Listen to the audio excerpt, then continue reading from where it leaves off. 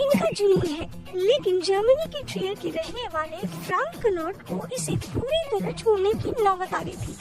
पिछले साल उन्हें अचानक बहुत तेज दर्द हुआ।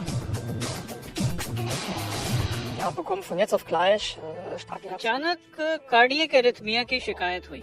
आंखों के सामने अंधेरा छा गया और मैं बेहोश हो गया। खुशकिस्मती से मेरी पत्नी घर पर मेरे साथ ही थी।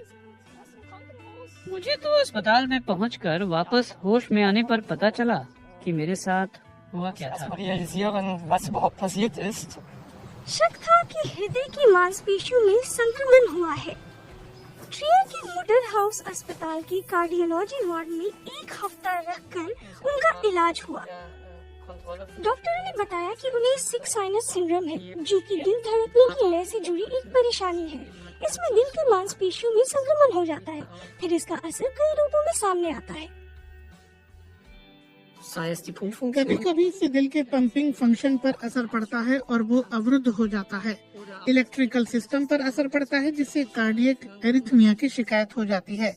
कुछ मरीजों में सीने में तेज दर्द उठता है और कुछ में दिल के दौरे जैसे लक्षण दिखाई देते हैं। किसी को भी हार्ट मसल इंफ्लेमेशन की समस्या हो सकती है।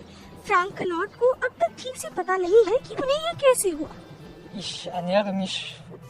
मैं सेहतमंद खान पान करता हूँ। मैं सिगरेट नहीं पीता, शराब भी कभी कभार ही पीता हूँ। लेकिन पिछले साल जनवरी में मुझे तेज सर्दी जुकाम हुआ। फ्लू जैसा कोई संक्रमण हुआ जो कई हफ्तों तक चला। वो पूरी तरह से ठीक नहीं हुआ और उसके पहले ही मैंने खेलना कूदना शुरू कर दिया। शायद उसके कारण कुछ हुआ हो।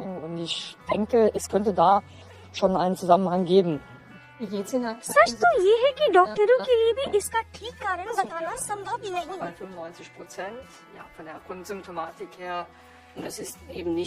ये कोई आम सर्दी जुकाम नहीं है जिसके कारण मायोकार्डाइटिस हो जाए, लेकिन ये कहना मुश्किल होता है कि सामान्य सर्दी हुई है या कोई वायरल इन्फेक्शन है जिसके चलते हृदय की मांसपेशियों पर असर पड़ा है।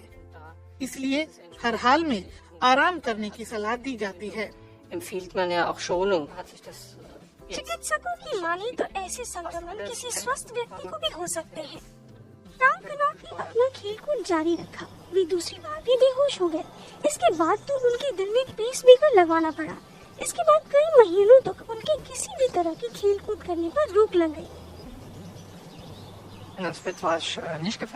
मैं बेड में तो नहीं रहा, कम से कम टहलने जा सकता था। ऐसा करना अच्छा तो लगता था, लेकिन जब बाकी रनर्स रास्ते में मुझसे मिलते तो मुश्किल होता।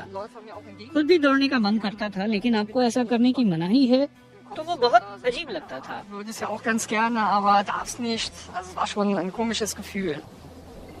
वे धीरे धीरे अपने पुराने फॉर्म में लौटने लगे हैं। पहले से बेहतर महसूस करने लगे हैं, लेकिन साल में 2 बार हार्ट स्पेशलिस्ट के पास जाना जरूरी है। डॉक्टर उनकी पेसमेकर की भी नियमित जांच करते रहते हैं। फ्रैंक कनॉट जैसे मरीज संक्रमण को रोक तो नहीं सकते, लेकिन उसके प्रति जागरूक रहने से मदद मिलती है। एक्सरसाइज शुरू करने से पहले अपना मेडिकल चेकअप कराना चाहिए, खासतौर पर अगर बहुत दिनों बाद ऐसा करने जा रहे हो या फिर कठिनाई का स्तर बहुत ज्यादा बढ़ने जा रहा हो।